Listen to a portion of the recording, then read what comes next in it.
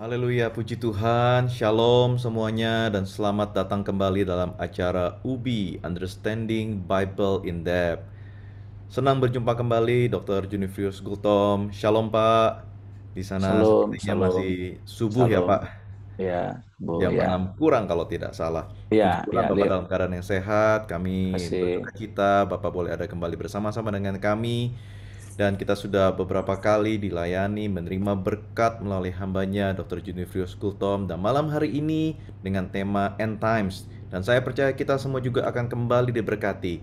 Mari satukan hati, sebelumnya kita akan berdoa bersama-sama. Sehingga fokus kita ke depan dalam beberapa waktu ini adalah mendengarkan bagaimana firman Tuhan berbicara mengenai end times. Mari satukan hati kita berdoa. Bapa di dalam surga, terima kasih buat malam hari ini. Kami mengucap syukur untuk waktu dan kesempatan yang Kau berikan untuk kami boleh bersama-sama berkumpul, mendengar, belajar mengenai kebenaran firman Tuhan yang akan disampaikan oleh hamba-Mu Dr. Junifrius Gultom.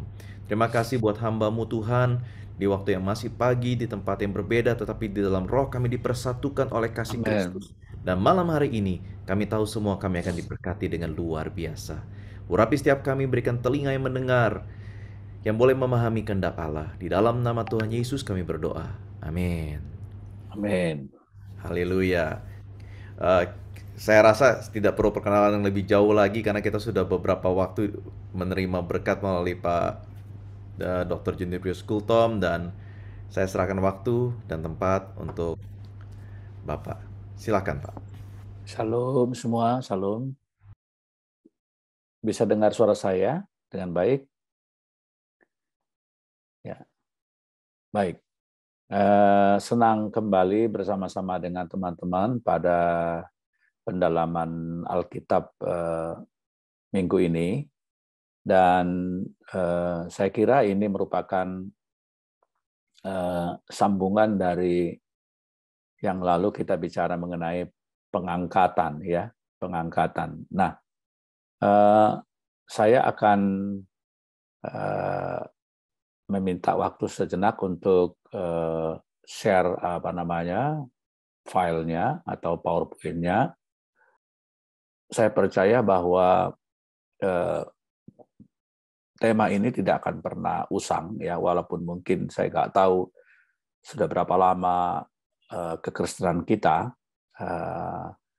dan selama itu pula kita mendengar tema mengenai akhir zaman atau end times. Nah, saya sudah menjadi orang Kristen sejak lahir, ya, karena orang tua saya adalah pendeta, ya. Almarhum bapak saya adalah pendeta. Jadi yang namanya tema akhir zaman itu sudah sejak kecil saya dengar, ya. Tetapi yang membuat saya percaya bahwa sebenarnya tema ini adalah tema, apakah sudah bisa dilihat PowerPoint-nya? Oke. Jadi tema ini tetap selalu hangat, ya, kita perdengarkan atau kita lihat karena kita tahu bahwa ini adalah ajaran yang fundamental dari kekristenan, ya. Saya sudah pernah mengatakan bahwa terlepas dari perbedaan-perbedaan pandangan di kalangan gereja-gereja mengenai tahapan-tahapan, ya, tahapan-tahapan kedatangan Tuhan, ada yang percaya bahwa kedatangan Tuhan itu terjadi sebelum aniaya besar 7 tahun, seperti yang dikatakan oleh kitab Daniel dan kitab Wahyu. Nah, ada gereja memahami bahwa kedatangan Tuhan itu 3,5 tahun pertama dari 7 tahun masa aniaya. Jadi gereja memasuki aniaya. Ada yang meyakini bahwa gereja mengalami penuh 7 tahun masa aniaya, lalu kemudian Tuhan datang. Nah, whatever itu pandangan, tetapi saya sudah mengatakan bahwa faktanya adalah bahwa semua gereja-gereja dalam Kristen dalam berbagai denominasi dan pandangan memiliki kesamaan. Yang pertama, bahwa Yesus sungguh-sungguh datang. Dan yang kedua, tidak ada seorang pun yang tahu kapan waktunya, walaupun dalam sejarah masih belum kapok orang-orang mencoba memprediksi kedatangan Tuhan, dengan bahkan ada yang berani dengan tanggal dan tahun. Bahkan waktu masa COVID, mereka melihat bahwa vaksinasi itu adalah strategi antikristus menjelang kedatangan Tuhan, yang diprediksi Tuhan datang pada bulan Mei tahun 2019 kemarin. Nah, yang ketiga kesamaannya adalah bahwa bicara akhir zaman, bahwa bukan sesuatu yang menakutkan, tetapi suatu sukacita bagi kita, dan tidak ada alasan bagi kita untuk menunggu dalam keadaan pasif, tapi tetap bekerja seperti biasa, karena Paulus berkata dalam Tesalonika bahwa jemaat Tesalonika yang tidak bekerja jangan dikasih makan. Artinya mereka menjadi kehilangan tanggung jawab sosial mereka karena ajaran Tuhan mau datang sebentar lagi gitu ya. Nah, oke, itu sekedar mensarikan apa yang lalu saya sampaikan. Nah, ketika kita bicara end times ya, atau masa apapun itu istilahnya, mau Anda pakai itu masa akhir atau akhir zaman atau waktu yang terakhir atau end times, ada dua pandangan terkait dengan ini, dan dua pandangan ini akan berpengaruh besar terhadap bagaimana cara kita melihat Alkitab. Pandangan yang pertama adalah bahwa yang namanya end times itu adalah nanti di ujung sana gitu ya, di ujung sana gitu. Artinya kita nggak tahu kapan itu gitu. Tetapi pandangan yang kedua, dan pandangan yang kedua ini adalah pandangan yang saya anut ya, dan tentu bukan saya penemunya, tapi saya membaca buku-buku dan saya setuju dengan pandangan-pandangan itu, adalah bahwa kita bicara end times itu adalah sudah dimulai ketika Yesus datang secara jasmani ke dunia ini pertama sekali. Itu sudah disebut akhir zaman. Kenapa? Karena Yesus berkali-kali berkata bahwa kerajaan Allah telah datang dan sedekat apa yang kamu lihat ya. Jadi ketika Yesus datang ke dalam dunia ini, itulah sudah end times atau inaugurasi akhir zaman. Nah, yang dimana kita bicarakan ini hari ini, kita akan berbicara tentang akhir daripada akhir zaman, kurang lebih seperti itu ya. Jadi kalau kita bicara mengenai akhir zaman, saya percaya sudah dimulai ketika Yesus datang dalam dunia ini. Dia sudah menginaugurasi atau mendeklarasi, mentakbiskan bahwa itulah merupakan akhir daripada zaman ini. Nah, oleh karena itu kita akan percakapkan segi daripada akhir daripada zaman yang sudah dimulai pada zaman Yesus, dan kita nggak tahu sampai kapan. Nah, ada tiga bagian penting dari ayat firman Tuhan, nanti kita lihat, tetapi seperti janjinya di dalam bagian tiga ini, saya tidak membaca semua bagi kita karena keterbatasan waktu, tapi cukuplah kita lihat dua bagian, Daniel sama Matius ini. Nanti Matius ini kan panjang sekali, tidak akan kita baca detail ya. Nah, mari kita lihat Daniel 12 ayat 1 sampai 4. Pada waktu itu juga akan muncul Michael, pemimpin besar itu, yang akan mendampingi anak-anak bangsamu, dan akan ada suatu waktu kesesakan yang besar, seperti yang belum pernah terjadi sejak ada bangsa-bangsa sampai pada waktu itu. Tetapi pada waktu itu bangsamu akan terluput, yakni barang siapa yang didapati namanya tertulis dalam kitab itu. Dan banyak dari antara orang-orang yang telah tidur di dalam debu tanah akan bangun, sebagian untuk mendapat hidup yang kekal, sebagian untuk mengalami kehinaan dan kengerian yang kekal. Dan orang-orang bijaksana akan bercahaya seperti cahaya cakrawala, dan yang telah menuntun banyak orang kepada kebenaran seperti bintang-bintang tetap untuk selama-lamanya. Tetapi engkau, Daniel, sembunyikanlah segala firman itu dan materaikanlah kitab itu sampai pada akhir zaman. Banyak orang akan menyelidikinya dan pengetahuan akan bertambah. Nah, kalau kita belajar sejarah kitab Daniel atau Perjanjian Lama secara umum, maka letak daripada kitab Daniel ini adalah kitab yang berisi tentang bagaimana penglihatan-penglihatan Daniel terhadap apa yang akan terjadi terhadap bangsa Israel yang akan dihukum oleh Tuhan dan ditawan di Babel selama 70 tahun. Ya, dia berbicara mengenai bagaimana Nebukadnezar akan menginvasi, Raja Babel itu akan menginvasi Yerusalem dan kemudian itu akan membawa bangsa Israel kepada pembuangan.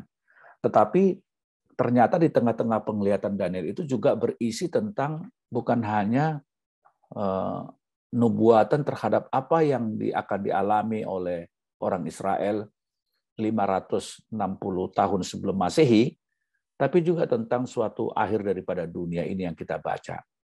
Nah, oleh karena itu, kitab Daniel memiliki dua implikasi. Satu, apa yang akan terjadi pada bangsa Israel dan sudah terjadi ya kurang lebih 2.500 tahun yang lalu ya di Babel, tapi juga memiliki pandangan terhadap apa yang akan terjadi.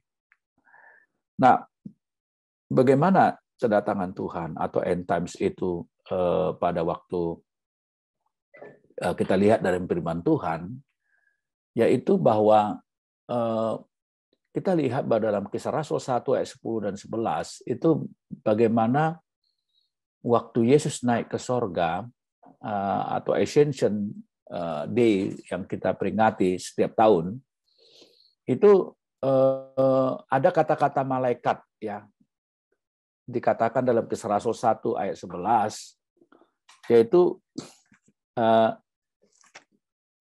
malaikat berkata kepada para murid itu, mengapa kamu menatap ke langit? Ya, karena tahukah kamu bahwa Yesus ini yang terangkat ke sorga meninggalkan kamu, akan datang kembali dengan cara yang sama seperti kamu melihat dia naik ke sorga. Jadi perhatikan, bagaimana nanti di akhir daripada akhir zaman ini, kedatangan Yesus, itu ada 4 hal, yaitu bersifat personal, yaitu sosok dia pribadi. Yang kedua secara fisik, sebagaimana yang kamu lihat ini terangkat ke sorga, seperti itu dia akan datang. Tentu dengan tubuh kemuliaan, dan itu dapat dilihat. Mungkin dengan zaman yang sudah seperti canggih seperti sekarang, di mana kalau zaman dulu kita hanya punya TVRI gitu, yang bisa jeda waktu 1 hari baru bisa melihat peristiwa di belahan bumi lain. Tapi sekarang mungkin akan satelit begitu bisa merelay kedatangan itu. Dan kedatangan itu penuh dengan kemuliaan dan kuasa. Ya, ada satu katakanlah pemandangan yang sangat penuh dengan kemuliaan. Nah, kata Yunani untuk penggambaran daripada akhir zaman ini di dalam Perjanjian Baru itu dipakai kata-kata parousia. Nah, mungkin kalau Anda pernah dengar kata parousia itu artinya kehadiran ya. Lalu apokalipsis itu adalah wahyu dan epipania itu penampakan. Kalau kita melihat di liturgi-liturgi gereja-gereja saudara-saudara kita yang Protestan seperti HKBP, GPIB, GEMIM, GKI, mereka suka memakai istilah-istilah Minggu Epipania gitu ya. Minggu Parousia gitu ya. Kita kan tidak terlalu familiar dengan yang gitu-gitu ya. Tetapi itu maksudnya adalah untuk menggambarkan istilah-istilah yang terkait dengan end times. Di dalam 1 Tesalonika 3 ayat 13 dikatakan, kiranya dia menguatkan hatimu supaya tak bercacat dan kudus di hadapan Allah Bapa kita pada waktu kedatangan Yesus. Ya, nah kata kedatangan di sini dipakai paurusia atau kehadiran Yesus Tuhan kita dengan semua orang kudus. Lalu 2 Tesalonika 1 ayat 7 dan 8 dikatakan, dan untuk memberikan kelegaan kepada kamu yang ditindas dan juga kepada kami pada waktu Tuhan Yesus dari sorga menyatakan dirinya. Nah, menyatakan diri ini apokalipsis, ya, bersama-sama dengan malaikatnya dalam kuasanya dalam api yang menyala-nyala. Lalu kemudian di ayat yang ke-8, dan mengadakan pembalasan terhadap mereka yang tidak mau mengenal Allah dan tidak mentaati Yesus Tuhan kita. Maaf, saya salah baca. Maksud saya ayat ke-8 pasal yang kedua. Pada waktu itulah si pendurhaka baru menyatakan dirinya seperti Tuhan Yesus akan membunuhnya dengan nafas mulutnya dan memusnahkannya kalau ia datang kembali. Nah, datang kembali di sini yaitu apa yang disebut dengan epipania atau penampakannya, kemunculannya gitu ya. Nah, kita tahu bahwa seorang ahli memperkirakan ada 1845 referensi mengenai kedatangan Tuhan yang kedua kali di PL. Di antaranya 17 kitab yang paling menonjol. Berarti kan begitu banyak sekali ya referensi tentang kedatangan Yesus ini. Dan di Perjanjian Baru ada 260 pasal, 318 referensi mengenai kedatangan Yesus kedua kali. Ya, berarti 1 dari 30 ayat Perjanjian Baru bicara mengenai kedatangan Yesus. Ini mau mengatakan betapa pentingnya tema ini, ya.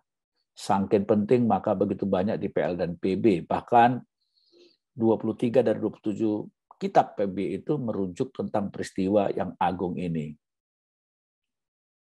Dan setiap nubuatan yang berkenaan kedatangan pertama Kristus, yaitu 2000 tahun lalu, dan 8 kitab yang merujuk kepada kedatangannya. Apa tujuan kedatangan Yesus? Yaitu untuk menyelesaikan keselamatan orang percaya. Ya, untuk apa kita percaya kepada Yesus kalau tidak ada endingnya? Ya, tentu kita percaya bahwa kita tidak hanya percaya kepada Dia di dalam arti bahwa kita adalah orang yang punya pengharapan yang semu, bukan. Tetapi kita memiliki pengharapan yang sudah pasti. By the way, ngomong-ngomong teman-teman, bahwa ketika kita bicara end times, itu juga memiliki implikasi personal. Artinya apa? Ya kalau kita nggak sempat menyaksikan kesudahan daripada dunia ini, kesudahan hidup kita juga sebenarnya end times. Jadi bagi tiap orang, end times itu berbeda-beda. Bisa besok, bisa malam ini, bisa tahun depan. Saya nggak tahu end times-nya saya kapan, end time-nya saudara kapan. Ya, artinya bagi Anda time itu sudah berakhir. Karena ketika kita meninggal, kita memasuki dimensi yang berbeda. Kita tidak ada dalam ruang waktu lagi. Kita sudah ada di dalam sebuah apa yang disebut dengan tubuh kemuliaan.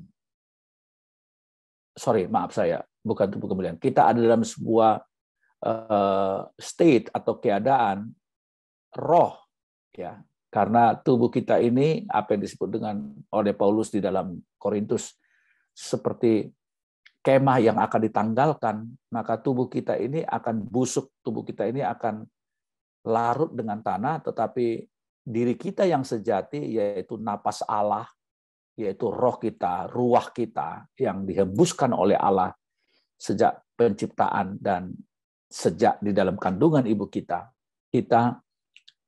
roh kita itu akan berdiam di dalam ini yang dikatakan bukan ke sorga ya, tetapi ini dikatakan di Firdaus atau di suatu tempat yang mirip sorga untuk menanti nanti bersama-sama pada waktu akhir daripada akhir zaman akan dibangkitkan dan kemudian bersama-sama dengan Yesus setelah memerintah 1000 tahun lamanya, kemudian kita bersama-sama ke sorga. Tapi yaitu ada satu tempat yang disebut sebagai Firdaus atau satu tempat yang mirip dengan sorga. Ibrani pasal 9 ayat 28 berkata bahwa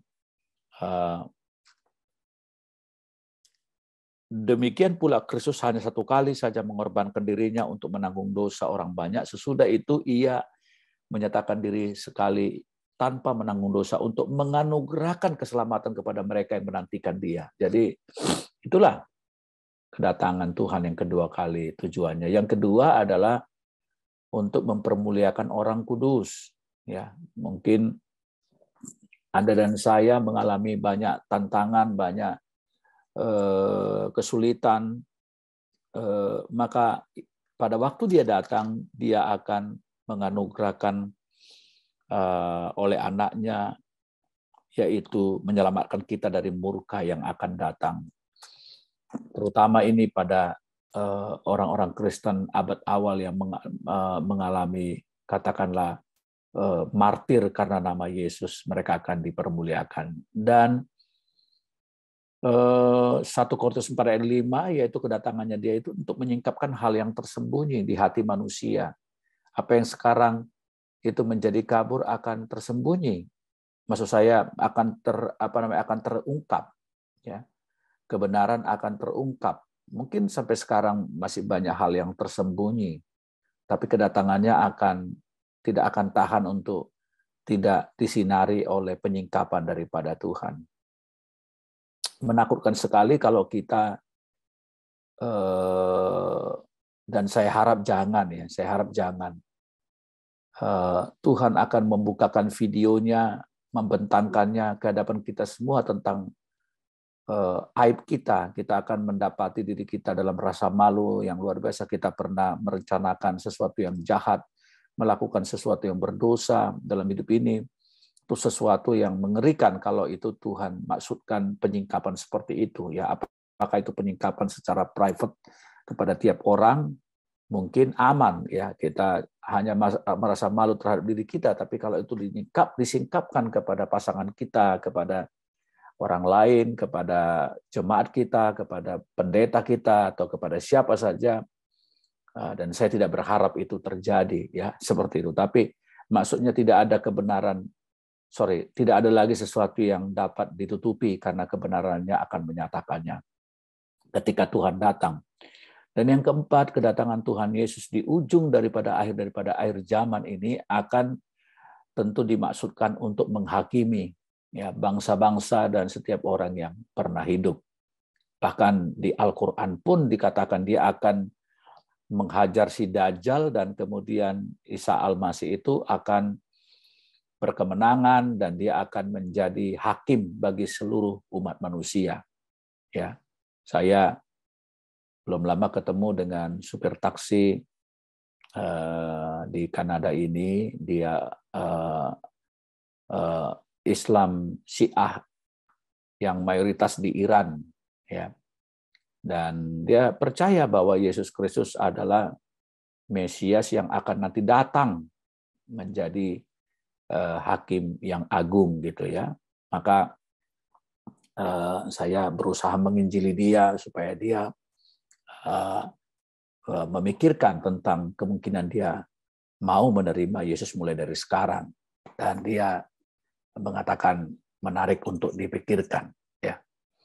Saudara-saudara, tidak ada hakim yang diceritakan dimanapun kecuali Yesus Kristus yang nanti menghakimi bangsa-bangsa. Dan yang kelima tentu kedatangannya adalah untuk memerintah bersama-sama dengan orang-orang kudusnya dan menerima kita untuk selama-lamanya. Maaf kalau cepat-cepat, ya, karena ada beberapa slide yang kita akan perhatikan. Dan dia juga akan menghancurkan maut. Apa yang sekarang kita lihat masih secara de facto kematian berkuasa atau kematian masih terjadi, ya, tetapi dia akan menyudahi setelah kedatangannya yang kedua kali. Kemudian bagaimana kita memahami mengenai ujung daripada akhir zaman ini? Bagian Matius pasal 24 ini adalah bagian yang sangat terkenal karena tidak ada bagian porsi Alkitab yang begitu panjang menceritakan secara detail tentang bagaimana mengenai akhir daripada akhir zaman ini. Dan ini adalah jawaban Yesus kepada 3 pertanyaan yang diajukan muridnya tidak lama setelah penahanan Yesus sebelum disalibkan. Nah, ini disebut sebagai bagian dari Olivet Discourse ya kalau dalam bahasa Inggris ya. Kalau kita lihat ayat 1 sampai ayat 3, maka dikatakan di sana bahwa Yesus dan muridnya sedang di Yerusalem dekat Bait Herodes. Ini satu keajaiban dunia pada masa itu ya. Nah, di sini Yesus memprediksi kerusakan Bait Allah, which is itu terjadi pada tahun 70 di mana Kaisar Romawi menghancurkan Bait Allah. Tetapi di dalamnya, itu seperti saya katakan tadi ya, akhir zaman itu sudah dimulai ketika Yesus datang. Jadi ketika Yesus bernubuat atau berkata-kata Matius 24 ini, dia memiliki, seperti Daniel tadi, memiliki 2 implikasi. Implikasi yaitu pada peristiwa yang dekat dengan Yesus pada waktu itu, waktu Yesus bernubuat itu, baik, kalau kamu melihat batu-batu ini tersusun rapi, tapi aku berkata nanti saya akan merobohkannya dalam 3 hari 3 malam aku akan membangunnya kembali. Yesus bernubuat pada waktu itu, pada kurun waktu yang nggak lama lagi, bahwa itu tergenapi ketika Kekaisaran Romawi menghancurkan Bait Allah. Anda tahu bahwa Bait Allah itu telah mengalami 2 kali kehancuran ya. Yang pertama pada zaman waktu orang Israel ditawan di Babel, dan yang kedua yaitu pada masa Kekaisaran Romawi di Perjanjian Baru pada tahun 70. Nah, lalu di ayat 3-nya, mari kita lihat bersama-sama, Matius pasal yang ke-24, ayatnya yang ke-3, pertanyaannya begini, ketika Yesus duduk di atas Bukit Zaitun, datanglah murid-muridnya kepadanya untuk bercakap-cakap sendirian dengan dia, kata mereka, katakanlah kepada kami, bilakah itu akan terjadi, maksudnya kapan akan terjadi akhir daripada akhir zaman itu, dan apakah tanda kedatanganmu dan tanda kesudahan dunia? Lihat, ada 3 pertanyaan itu ya. Jadi, kapan bait itu dihancurkan? Kurang lebih seperti itu ya. Kan bicara bait Allah tadi ya. Lalu, apa yang akan menjadi tanda kedatangan Yesus? Dan apa yang menjadi tanda dari akhir dari masa ini atau zaman ini? Nah, kemudian kita melihat paralelnya di Markus 13 dan Lukas pasal 21 yang tidak sempat kita baca ya. Tentu tanda kehancuran Bait Yerusalem ya. Kita sudah melihat bagaimana Yerusalem ditaklukkan oleh pasukan lain, dalam hal ini Romawi ya. Dan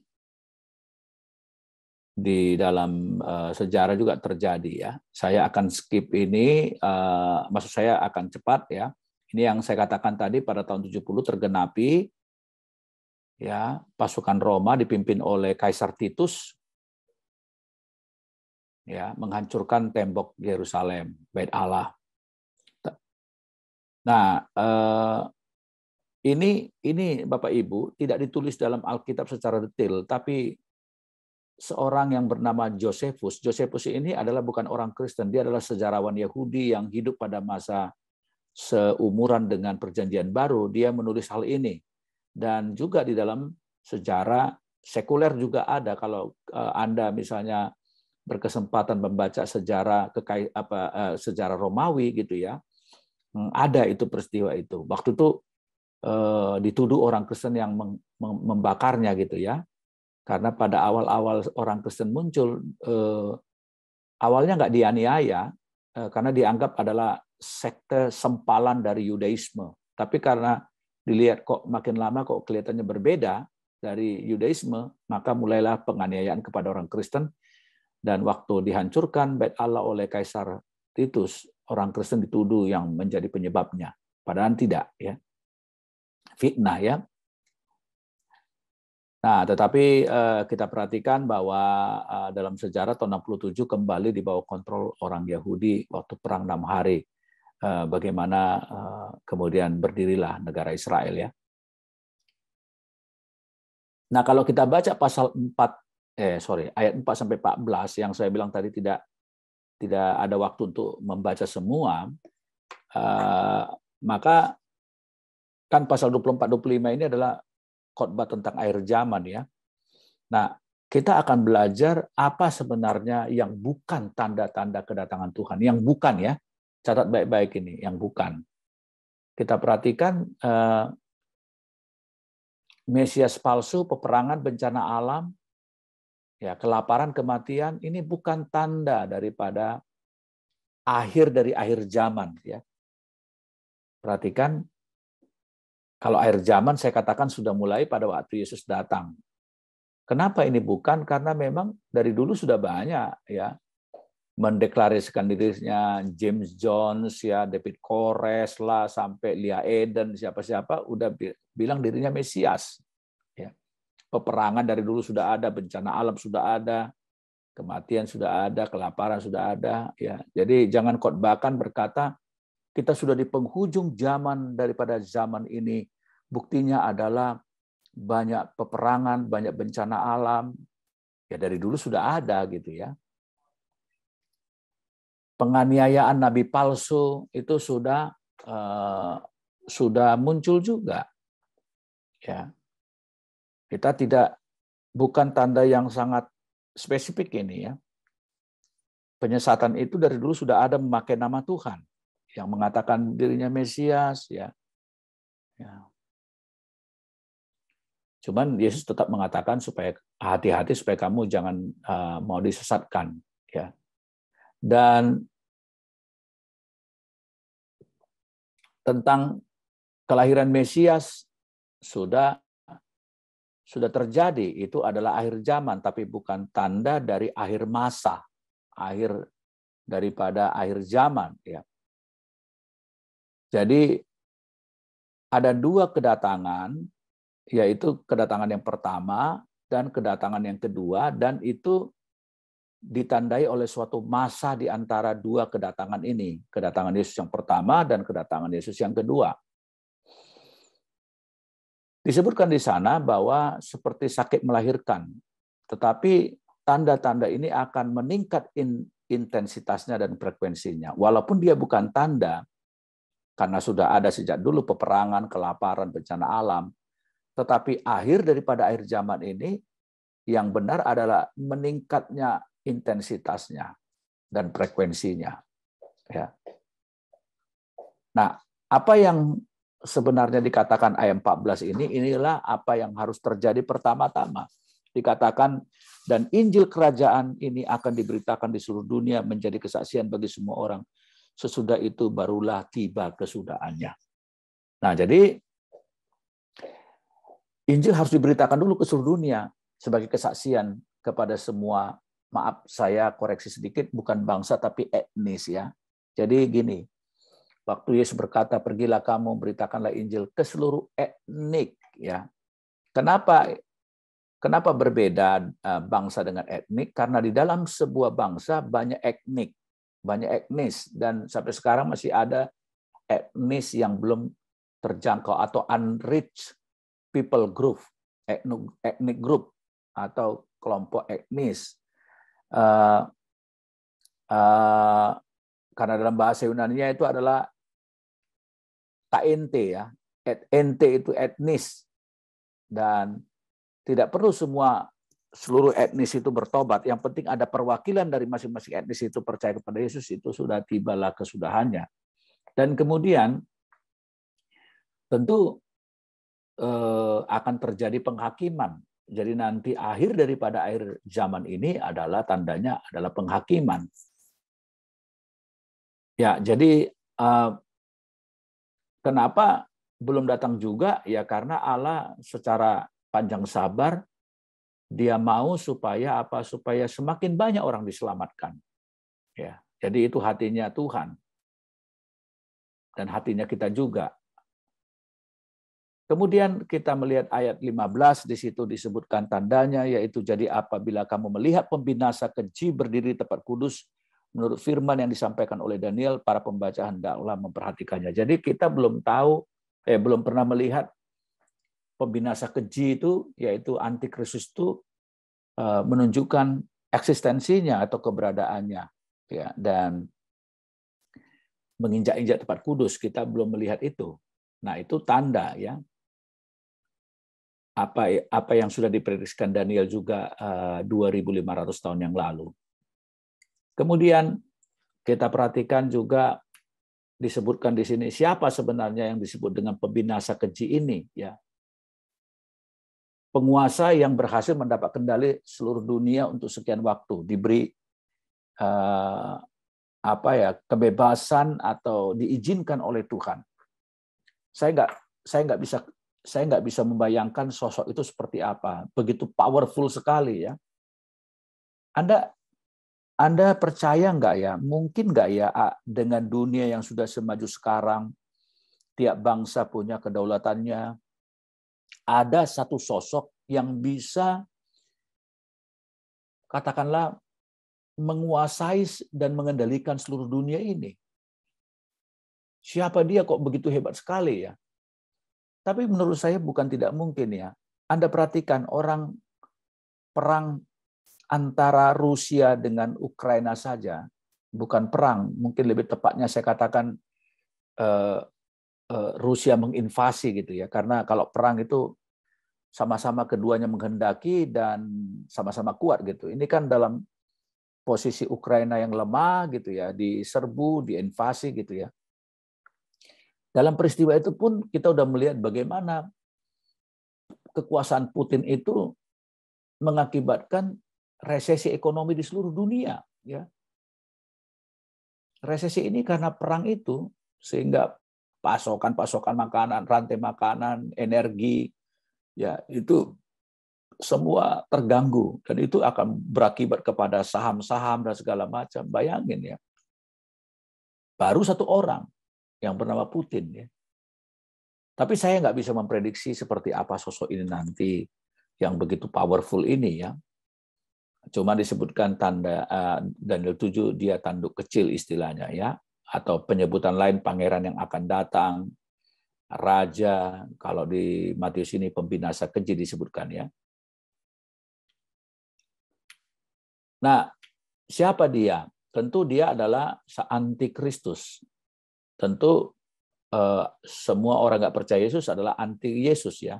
Tapi ini betul-betul bukan itu pengertiannya, tetapi sebuah figur yang disebut dengan a man of lawlessness atau pembinasa keji. Ya, Anda dalam bahasa Inggris ini disebutkan adalah manusia yang tidak punya hukum atau tidak berhukum, dalam pengertian dia jahat sekali maksudnya, ya. Dan Wahyu menyebutnya naga. Jadi ada begitu banyak penyebutan sosok ini. Ada di Daniel tadi raja, tanduk kecil, 1 Yohanes mengatakan antikristus, 2 Tesalonika 2 menyebutnya pembinasa keji, Wahyu 13 menyebutnya naga. Nah, ada dulu di dalam sejarah, karena dalam sejarah begitu banyak bicara mengenai akhir zaman, maka begitu banyak spekulasi terhadap orang ini, ya. Dulu karena begitu mengerikan dulu zaman gereja mula-mula, penganiayaan, maka mereka menganggap ini pasti saya ulangi sekali lagi. Karena begitu mengerikan keadaan sejarah di Timur Tengah pada masa-masa sebelum perjanjian baru atau menjelang perjanjian baru sama perjanjian baru sampai sekarang, di kalangan orang Kristen ada begitu banyak spekulasi tentang sosok ini. Wah, ini pasti Alexander Agung ini, karena bagaimana kekuasaan Alexander Agung waktu itu meyunanikan seluruh kekaisaran Romawi itu, maka sampai kebudayaan dan bahasa Yunani menguasai dunia pada waktu itu, atau kebengisan Kaisar Nero, Kaisar Caligula, Kaisar Domitianus, ya, yang membakar hidup-hidup orang Kristen pada abad-abad awal, ya, abad pertama, kedua, bagaimana kekristenan itu dikejar-kejar, diadu sama banteng gladiator, lalu kemudian dililiti dengan lalu ternya itu disulut dengan api, dicabut kukunya, disalibkan terbalik, ya. Kalau Anda ada satu buku yang pernah diterjemahkan dalam bahasa Indonesia, para penguasa Perjanjian Baru, gitu ya. Kalau Anda belajar sejarah Perjanjian Baru, ya, kalau kita belajar Perjanjian Baru itu ada cara selain mempelajari kitab-kitabnya, tapi kita juga mempelajari background daripada kitab Perjanjian Baru ini. Maka tema Petrus banyak mengenai penganiayaan orang Kristen, ya, pada waktu itu, dan ada begitu banyak darah martir yang ditumpahkan karena kekejaman dari Kaisar Nero, Kaisar Caligula, Kaisar Domitianus, sehingga waktu itu terjadi mereka mengidentifikasikan, oh, inilah yang disebut pembinasa keji itu, atau Napoleon, Bonaparte, Hitler, Stalin. Nah, sosok-sosok seperti ini waktu itu kejam dan menguasai dunia, mendominasi dunia. Tapi ternyata meleset, ya. Dunia belum berakhir, itu, ya. Selalu ada spekulasi-spekulasi, ya. Tetapi yang paling dapat kita kenali menurut ayat 15 ini adalah sosok ini akan pergi ke Bait Allah di Yerusalem dan mengklaim dirinya sebagai Allah, dan ini adalah objek menjadi sekutu semua manusia yang diizinkan Tuhan akan berkuasa untuk masa yang singkat, ya. Tetapi dikatakan di dalam 2 Tesalonika 2 ayat 3 bahwa supaya kita jangan memberi diri kita disesatkan dengan cara yang bagaimanapun, sebab hari itu memang harus datang dulu kemurtatan dan dinyatakan manusia durhaka tadi yang harus binasa, yaitu lawan yang meninggikan diri di atas segala yang disebut atau disembah sebagai Allah, bahkan ia duduk di bait Allah dan mau menyatakan diri sebagai Allah. Ini nanti sosok tersebut, kita nggak tahu siapa ini dan wujudnya seperti apa. Kemudian, oh ya, ngomong-ngomong berapa menit lagi saya ini, ya, Pak Moderator? Sampai masih mungkin 8 menit lagi masih boleh. Oke. 10 menit lagi masih boleh, Pak Junifrius, silakan. Oke. Dan kalau kita baca di sini, dia akan mulai menganiaya umat Allah, lalu yang lain akan disebut memberontak melawan dia, tapi Allah pada akhirnya akan menghakimi dia dan semua yang mengikut dia. Dan inilah yang disebut sebagai aniaya besar, di mana manusia akan dibinasakan kalau Yesus tidak intervensi. Jadi nanti ada masa 7 tahun aniaya oleh orang ini. Jadi dia datang sebagai penguasa yang akan mengambil kendali penuh dan Tuhan mengizinkan itu. Nah, jadi itu yang saya katakan itu, apakah gereja mengalami masa aniaya itu? Saya sudah mengatakan tadi ada 3 pandangan. Masuk aniaya 7 tahun, ada yang mengatakan setengah saja, 3,5 tahun pertama, dan ada gereja diangkat, ya, gereja di rapture, mengalami rapture sebelum aniaya itu. Jadi orang percaya tidak mengalami antikristus yang menyesatkan itu, ya, tapi menyesatkan dunia, gitu. Dan tanda yang kedua yang belum terjadi, jadi kalau tadi peperangan, kelaparan, bencana alam itu sudah sangat sering terjadi dan itu bukanlah tanda ujung daripada akhir zaman. Tetapi ayat 29, selain pembinasa keji, ayat 29 mengatakan bahwa ada fenomena yang belum pernah terjadi sebelumnya, yaitu matahari akan gelap, bulan tidak memberi terangnya, bintang-bintang berjatuhan dari langit, dan kuasa langit akan digoncangkan. Wah, ini serem sekali, ya. Gimana ini nanti fenomena ini, ya? Pernah nggak Anda ada dalam situasi di mana hujan lebat sekali, petir menyambar, dan kita melihat, ya, pohon bertumbangan, lalu kemudian gelap sekali padahal baru jam 3 sore misalnya, atau jam 2 siang, itu selama hidup saya pernah saya menyaksikan peristiwa itu. Tapi itu menyeramkan sekali, tetapi ini jauh akan lebih seram. Ya. Dan Yesus akan mengumpulkan para pengikutnya, mengalahkan musuh dan mendirikan kerajaan Allah di muka bumi ini. Nah, kita percaya setelah kita bersama-sama dengan Yesus rapture, maka apa yang akan terjadi? Akan terjadi tahta pengadilan Yesus. Nah, ini banyak orang Kristen tidak paham, mereka menganggap bahwa rapture itu akan menghakimi orang Kristen terkait dengan keselamatan. Ya, kita percaya keselamatan kita bukan dihakimi lagi ya. Karena keselamatan kita bukan karena hasil dan usaha kita, tapi pemberian Allah. Karena Yesus Kristus yang sudah mati bagi kita. Jadi orang Kristen keselamatannya pasti, bukan insya Allah tapi pasti. Tapi pengadilan untuk apa? Untuk mengevaluasi pelayanan setiap orang Kristen, kehidupan orang Kristen. Ya. Mengapa pengadilan ini penting? Kita baca dalam 1 Korintus 3 10-15, pasal 4 ayat 1-5. Di sana ada tertera ya. Jadi bukan kaitan dengan keselamatan karena sudah selesai oleh iman kepada Yesus Kristus. Ya, tapi bagaimana kehidupan kita dievaluasi, mempertanggungjawabkan kehidupan kita. Jadi ada assessment di sini mengenai kehidupan kita, motif-motif pelayanan kita, dan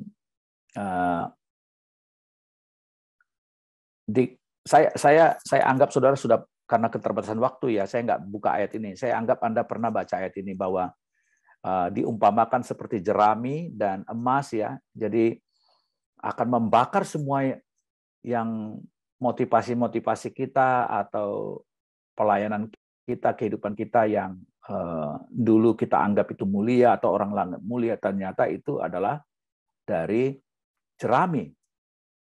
Dan penghakiman ini adalah dalam memberikan kepada kita mahkota untuk sesuatu yang kita lakukan bagi kerajaan Allah. Jadi pengadilan setelah rapture adalah pengadilan untuk kehidupan kita dan pelayanan kita dan apa yang kita perbuat bagi kerajaannya, bagi sesama kita, bagi Injil dan seterusnya. Ya, jadi jantung dari penghargaan ini adalah bagaimana kita dihargai oleh Tuhan, kesetiaan kita, ya, bukan bagaimana orang memandang kita. Mungkin sekarang orang melihat kita hina, tetapi bukan tidak mungkin nanti justru orang yang punya jabatan, punya kehormatan oleh manusia dan oleh gereja, tapi malah nanti terbukti malu dan tidak memiliki pahala yang besar atau luas.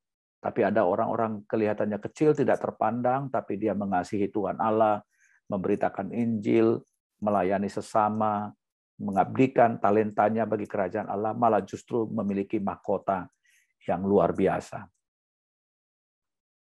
Karena Allah melihat hati. Dan kalau kita melihat juga dalam 2 Korintus 5 ayat 9-11 bagaimana orang Kristen dievaluasi apa yang telah dilakukan selama bagi Yesus ya.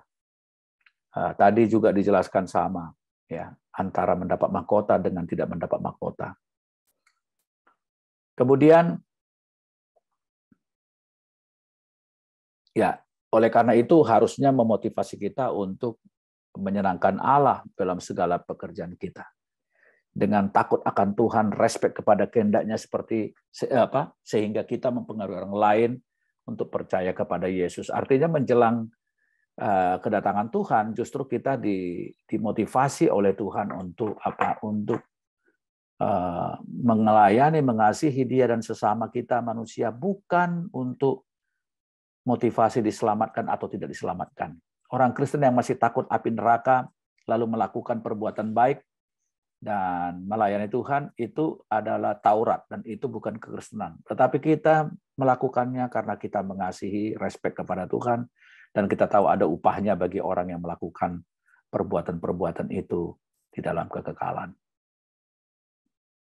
Oke, saya skip aja ini.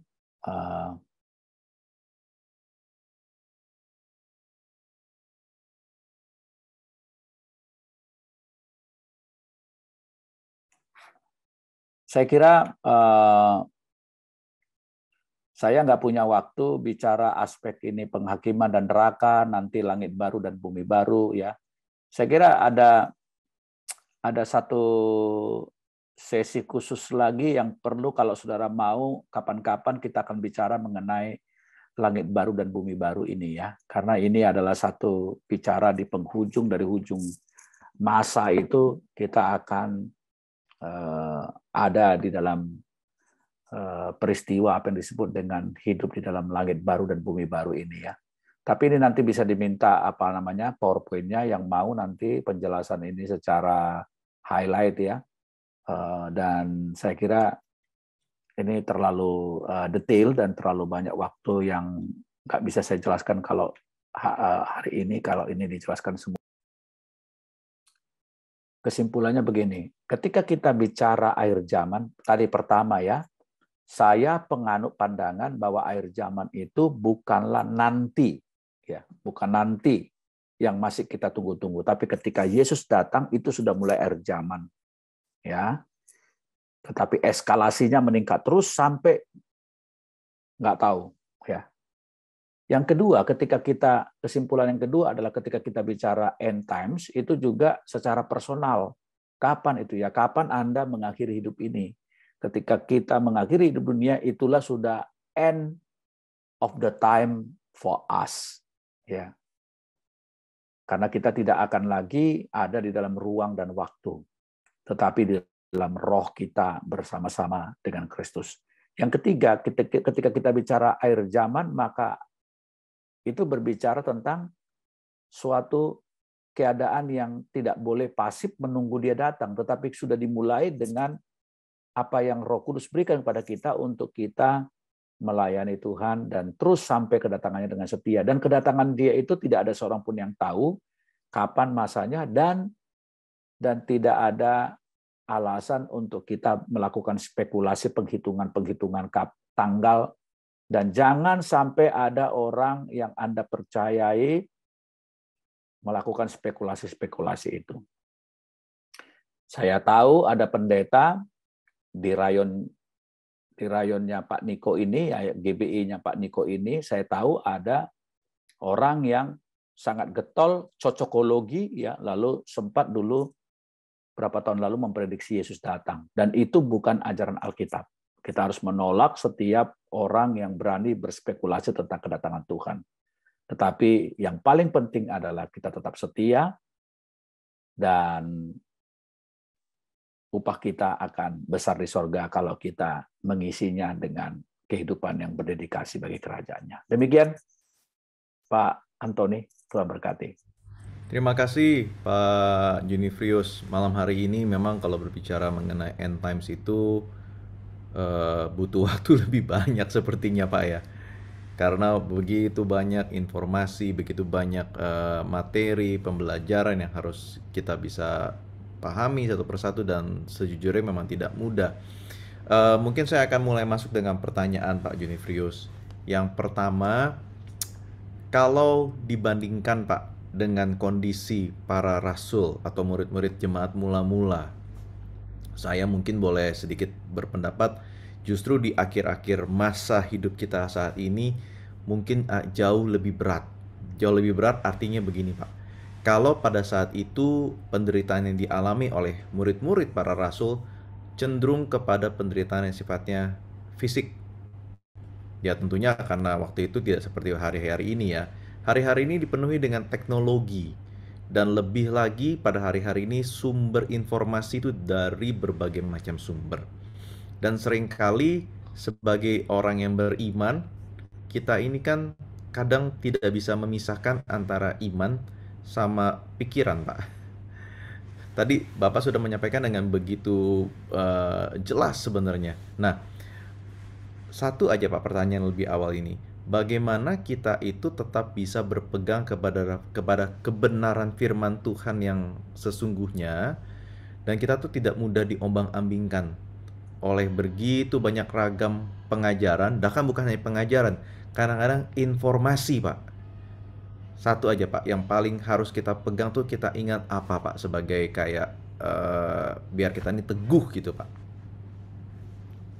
Ya, jadi ya ini soal kesetiaan ya. Jadi yang pertama tadi saya setuju bahwa eh, begitu berat ya tantangan penganiayaan yang dialami oleh gereja mula-mula pada waktu itu ya. Sebenarnya ada dua tantangan gereja mula-mula pada waktu itu. Yang pertama adalah penganiayaan, yang kedua adalah ajaran sesat yang masuk ke gereja Tuhan yang hampir membuat kolaps, terutama dari Yudaisme pada waktu itu yang nggak rela melihat orang-orang percaya kepada Yesus ya, tanpa disunat dan segala macam.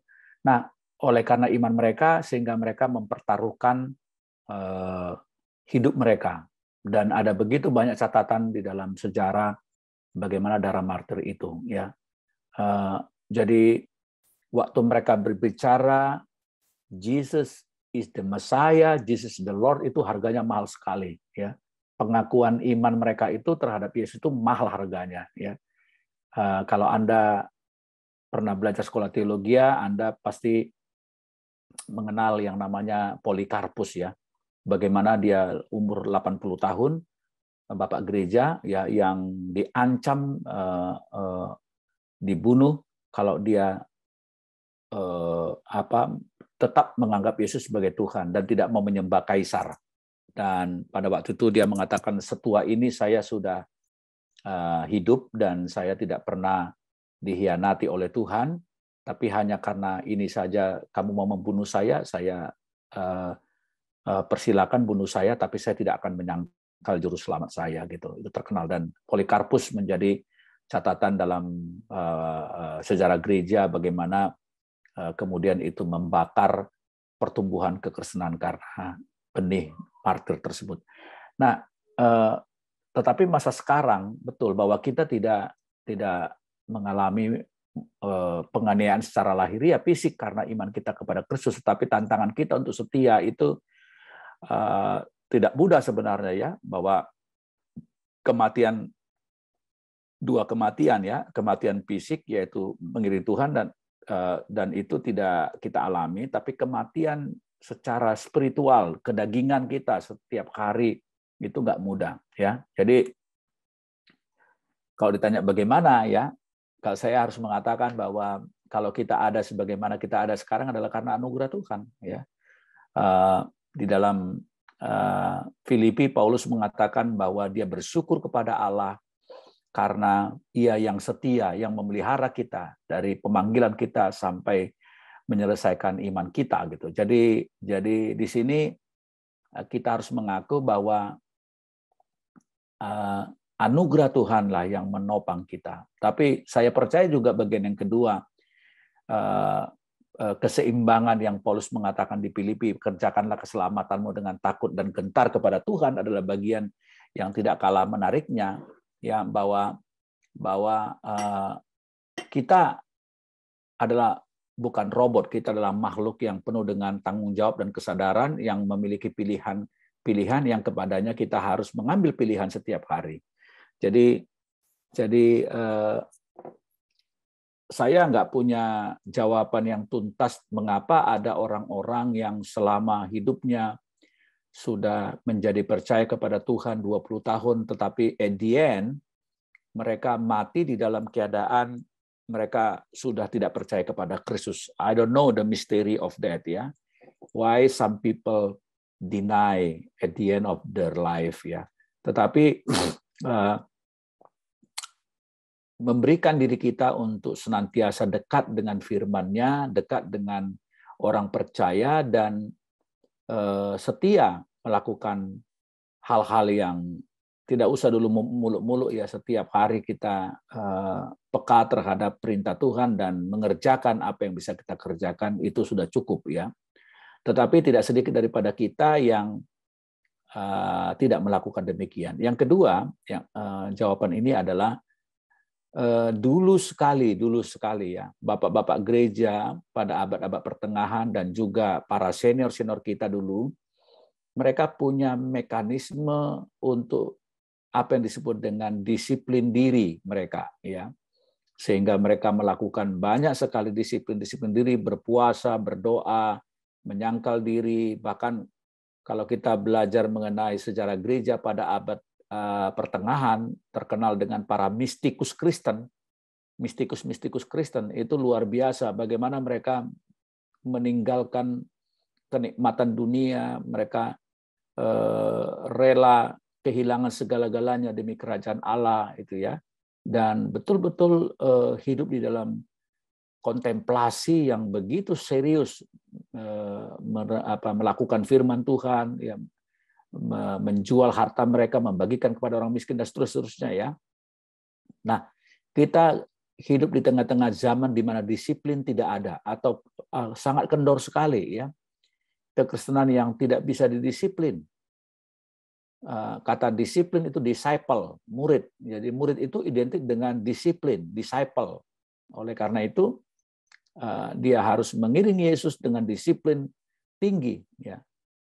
Berapa banyak di antara kita yang masih punya disiplin diri terhadap kerohanian kita, mendisiplin dalam hal mata kita, hati kita, disiplin dalam hal berdoa, membaca firman, dan disiplin di dalam hal peningkatan spiritualitas kita setiap hari, formasi kerohanian kita, apakah ada peningkatan, berpuasa, dan apakah kita juga disiplin memberi. Memberi juga adalah bagian dari disiplin Kristen, ya, karena itu adalah mendemonstrasikan atau mengekspresikan tanggung jawab penata layanan kita bagi kerajaan Allah. Jadi saya kira tanpa disiplin kita tidak akan bisa mempertahankan anugerah yang diberikan oleh Tuhan kepada kita. Itu jawaban saya.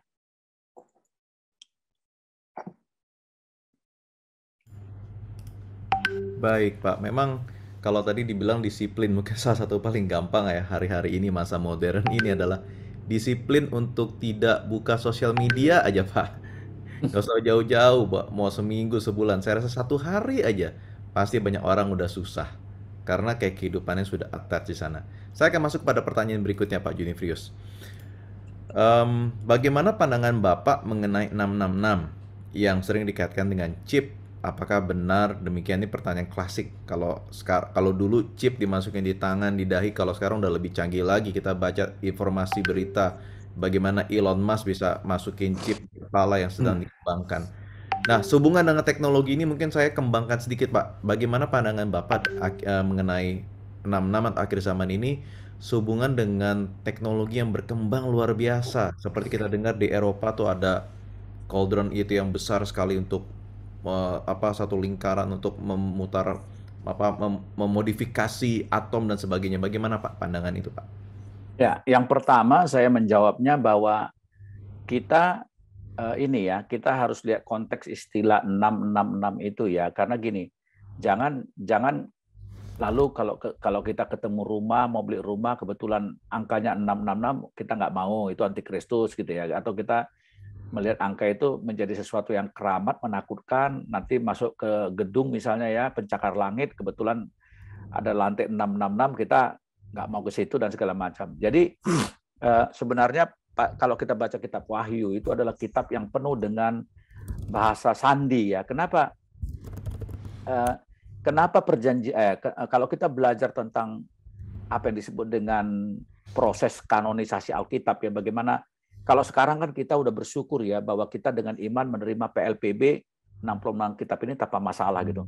Tapi waktu zaman abad-abad awal enggak mudah ya, banyak sekali perdebatan mana yang harus dimasukkan karena begitu banyak beredar kitab-kitab ya, ada 3 Korintus, ada kitab Clement lah, apa segala macam, Didakil lah, macam-macam gitu ya.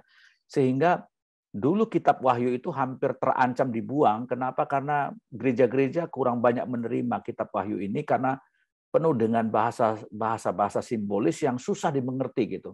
Sehingga penerimaan gereja waktu itu terhadap kitab Wahyu itu nggak banyak gitu ya. Tapi kita tahu itu semua pekerjaan Roh Kudus yang memungkinkan mengapa dia eksis dan kemudian menjadi include di dalam Alkitab gitu ya. Nah, jadi karena waktu itu si Yohanes, penulis kitab daripada kitab Wahyu ini, yang juga nulis kitab Yohanes dan 1, 2, 3 Yohanes dan juga kitab Wahyu, dia waktu itu dikejar-kejar oleh Domitianus, Kaisar Domitianus mau dibunuh, dan dia lari ke Pulau Patmos, dan dia melihat penglihatan di sana, sehingga waktu dia melihat penglihatan itu, dia nggak mau suratnya atau penglihatan yang dia tulis itu nanti ketangkep atau ketahuan oleh Kekaisaran Romawi, sehingga dia memakai bahasa-bahasa simbol ya, naga, ekor naga itu separuh bintang-bintang di langit, kuda putih, kuda hitam, angka 666 dan segala macam. Tapi sebenarnya waktu itu dia mau mengatakan terhadap penguasa keji yang dimasukkan itu adalah si Kaisar Nero dan Domitianus itu, sehingga dipakai simbol 666. Nah, sekarang bagaimana kita memahami ayat itu? Saya sudah mengatakan ada bagian-bagian nubuatan Alkitab bersifat double implikasi atau double penggenapan. Satu, pada masa yang dekat pada waktu itu, dan itu tergenapi, tetapi juga berbicara tentang pada masa yang akan datang, yaitu yang belum terjadi. Nah, saya memahaminya begini, kita nggak perlu alergi dengan angka 66 dimanapun kita lihat, karena udah beda konteks ya, jadi jangan terlalu paranoid juga gitu. Lalu kemudian dengan pertanyaan tadi, bagaimana dengan teknologi chip dan segala macam. Saya pun tidak bisa, atau saya belum bisa memprediksikan tentang artinya saya tidak mau buru-buru untuk mengatakan, menghakimi, oh ini pasti, inilah yang dikatakan oleh Alkitab bahwa ini adalah antikristus yang akan memasukkan berupa chip dalam tubuh manusia karena ada istilah dalam dahi segala macam itu ya. Kenapa? Gini. Jangankan ya, paling tidak dalam jarak dekat inilah ya, saya nggak percaya itu bisa terjadi karena gini. Jangankan untuk memasukkan dengan paksa seluruh manusia kepada satu sistem supaya gampang bertransaksi dan segala macam, yang ternyata di dalamnya ada ideologi menyembah setan atau menyembah satu figur nanti. Jangankan untuk ke sana, orang Google saja mau menciptakan, membuat kacamata yang tembus pandang, ya. Itu perdebatan mengenai privacy daripada orang dan negara itu sudah jadi masalah besar di dunia ini. Jadi nggak segampang itu. Saya belum bisa melihat dalam waktu dekat ini ada seorang figur yang begitu powerful sekali, bisa mengendalikan seluruh manusia 7 miliar di dunia ini dengan sebuah sistem yang nanti diarahkan ternyata di dalamnya ada pemujaan gitu. Kenapa? Nggak mungkin tiap-tiap negara itu nggak aware tentang sistem itu. Ya, secara etis bagaimana itu ya? Jangankan deh membawa kepada penyembahan, membawa kepada efek kepada fisik saja, akan nanti teknologi kalau ditanamkan di fisik kita itu, apakah itu akan menyalahi nanti berimplikasi kepada jantung, kepada ginjal, segala macam aja sudah menjadi concern tiap negara misalnya, baik secara biomedis misalnya ya. Nah, jadi apalagi kalau itu bersifat ideologi, ya pemujaan. Saya kok nggak bisa melihat itu dalam waktu dekat ini seperti apa. Jadi nggak usah terlalu paranoid maksud saya kalau ada teknologi seperti itu gitu ya. Kalau misalnya untuk kemudian bertransaksi misalnya di jari saya ini ditanam chip gitu, saya mau nggak apa-apa gitu ya. Tetapi ada otoritas-otoritas di negara kita yang memastikan bahwa itu just simply untuk memudahkan transaksi misalnya.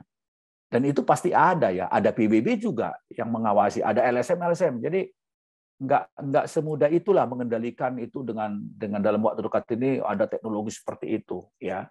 Saya pikir teknologi cloning pun kepada manusia diprotes ya. Jadi betapa aware-nya ya, apalagi Indonesia yang agamanya terlepas dari munafiknya ya, tapi agamanya masih kuat lah ya.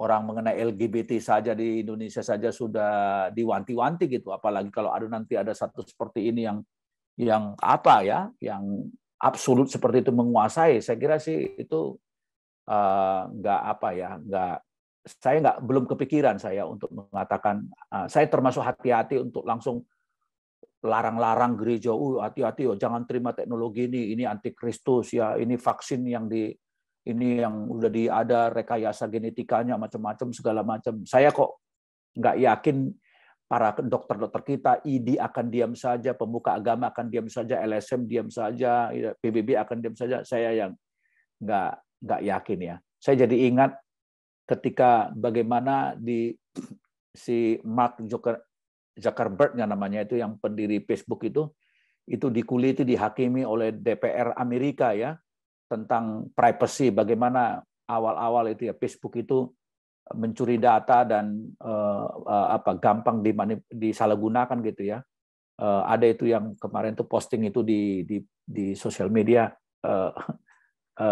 DPR-nya nanya begini, Mark katanya, apakah kamu mau menginformasikan kamar hotel dan hotel yang kau pergunakan menginap minggu yang lalu kepada orang?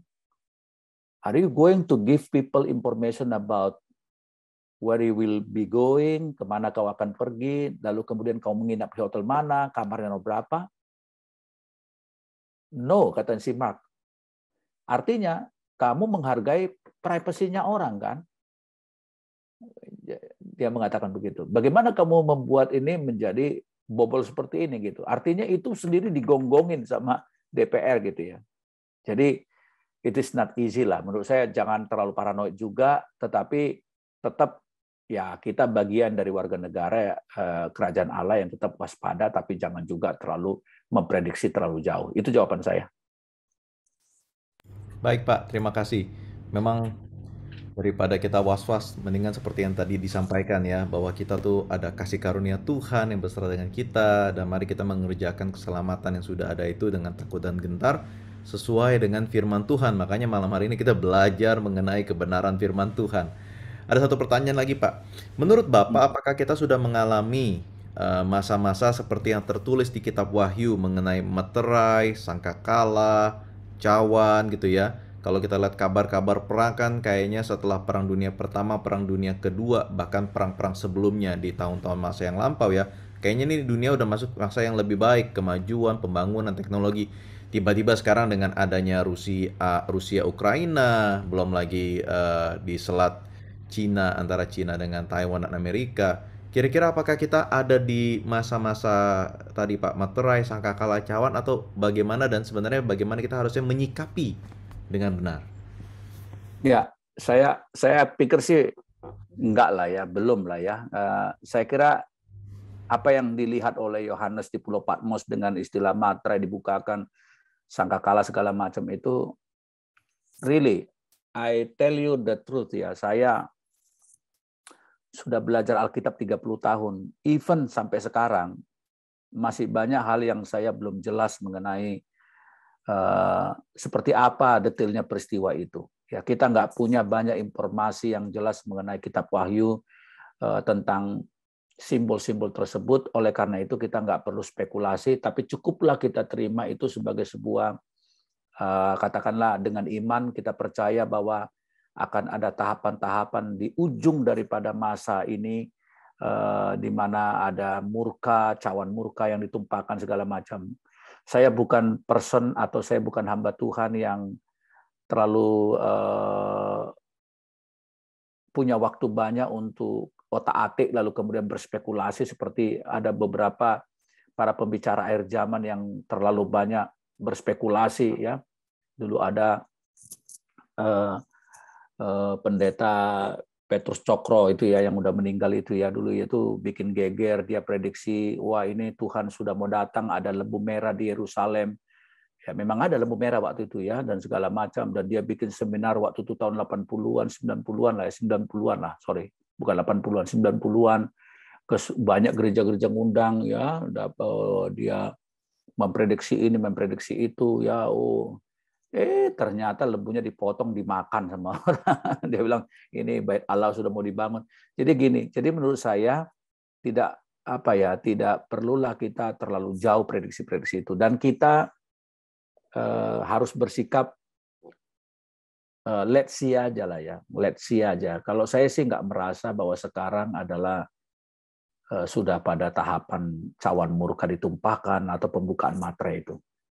Nggak tahu kalau ada pendeta yang Anda tahu mungkin bukunya segala macam, let me read ya apa yang dia mengerti ya. Tapi kalau saya tidak berani memprediksikan bahwa itu sudah begini, sudah terjadi begini gitu ya. Makasih Pak. Baik Pak Junifrius, terima kasih. Saya senang sekali dengan pernyataan Bapak bahwa secara itu boleh kita bilang fair dan benar-benar solid ya, bahwa daripada banyak menduga-duga sana sini kan nggak masuk ya Pak, dan orang jadi hidup dengan spekulasi. Pak, mungkin satu pertanyaan yang terakhir sebelum kita menutup malam hari ini. Kitab Wahyu dibuka dengan tulisan Yohanes kepada ketujuh jemaat. Apakah sebenarnya ada pesan khusus yang disampaikan oleh Yohanes kepada para pembaca masa ini? Kalau tadi Bapak katakan ada implikasi pada waktu itu dan implikasi pada masa ini. Mungkin ini bukan bagaimana cocok logi atau cocok, tapi kalau menurut Bapak pandangan gereja dengan kitab ini, bagaimana Pak implikasi yang ada? Apakah ini pertanyaan dari Ibu Lili ya? Tadi saya lihat Ibu Lili angkat tangan tadi, kasih kasih tanda tangan tadi ya. Oh, ini pertanyaan ada masuk ke saya, tapi saya nggak tahu nih. Oh iya ya, oke. Oke, kalau masih ada nanti bisa angkat tangannya ya. Ya oke, jadi kalau menurut saya ada dua hal yang kita belajar dari kitab Wahyu. Ya, yang pertama adalah sebagai dokumen sejarah kita perlu tahu. Artinya gereja masa kini perlu membaca kitab Wahyu untuk melihat ada bentangan sejarah bagaimana penganiayaan yang begitu luar biasa kerasnya dari kekaisaran Romawi kepada kekristenan mula-mula itu kemudian berimplikasi kepada penglihatan Yohanes yang menghiburkan dan menguatkan ketujuh jemaat di Asia Kecil. Kalau sekarang itu di Turki ya, yang sudah nggak ada lagi jemaat itu. Nah, jadi kita belajar sebagai dokumen sejarah dan bagaimana dia memberikan penghiburan, kekuatan, dan kebenaran mengenai Yesus Kristus yang akan datang dengan penuh kegemilangan. Dan yang kedua, tentu kitab Wahyu juga memiliki double implikasi, double penggenapan, yaitu ada peristiwa-peristiwa yang belum pernah terjadi di dalam sejarah hingga sekarang terhadap apa yang dilihat oleh Yohanes di Pulau Patmos. Termasuk tentang akan adanya kemurtatan besar, bagaimana kemungkinan juga adanya fenomena tadi ya, bulan dan menjadi darah ya, lalu kemudian bintang berjatuhan, kemudian juga dia melihat juga penglihatan tentang sangkakala, dan juga bagaimana dia melihat tentang materai-materai yang dibukakan di sana ya, dan juga dia menuliskan tentang bagaimana akhir daripada kehidupan dunia ini, bagaimana penghakiman kepada dunia ini dan roh-roh jahat ya. Walaupun sekali lagi kita perhatikan itu juga dokumen sejarah yang bicara tentang kejatuhan Babel dan seterusnya. Tapi juga dia bicara mengenai tentang Yerusalem baru, tentang kedatangan Yesus yang kedua kali yang tentu belum pernah terjadi. Jadi itulah fungsinya kitab Wahyu. Terima kasih. Baik Pak Junifrius, malam hari ini kita semua diberkati dengan apa yang Bapak Dr. Junifrius Gultom sampaikan, dan benar-benar satu hal kita belajar bahwa yang kita tahu ini masih sedikit sekali, dan kita harus terus menggali kebenaran firman Tuhan sehingga seperti tadi juga disampaikan kita bisa bertumbuh mengerjakan keselamatan yang ada dalam hidup kita. Pada akhirnya waktunya nanti ketika kita masuk ke dalam penghakiman untuk evaluasi, kiranya kita boleh mendapatkan mahkota, kita boleh mendapatkan reward dari Tuhan. Amin. Itu ya. Rewardnya jangan sekarang ya Pak, mendingan nanti ya Pak. Kalau kalau sekarang mah mungkin tidak ada artinya. Terima kasih sekali lagi Ya, dari GBI City Tower, kami mengucapkan terima kasih untuk pelayanan Bapak malam hari ini, dan juga untuk saudara sekalian yang malam hari ini sudah mendengarkan, bertanya. Saya rasa kita belajar banyak sekali, dan mari kita bersama-sama bertumbuh di dalam kebenaran firman Tuhan. Kerjakan keselamatan itu dengan takut dan benar. Saya akan tutup dengan doa, mari kita sama-sama satukan hati dalam doa. Bapa di dalam surga, kami mengucap syukur malam hari ini kami telah belajar firman Tuhan.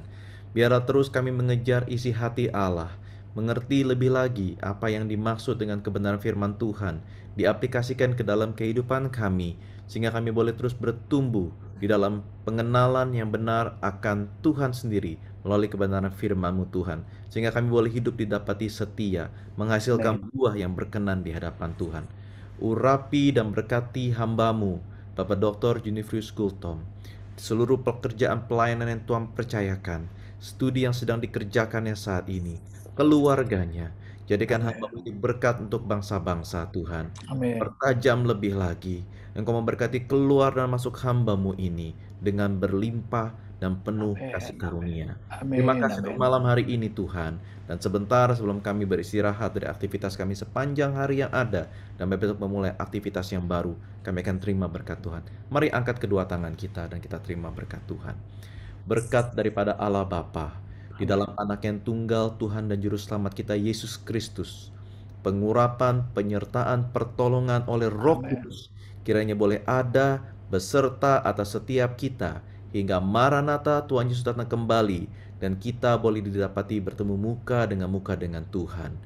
Di dalam nama Tuhan Yesus, semua yang percaya sama-sama katakan, amin. Amin. Amin. Amin. God bless you.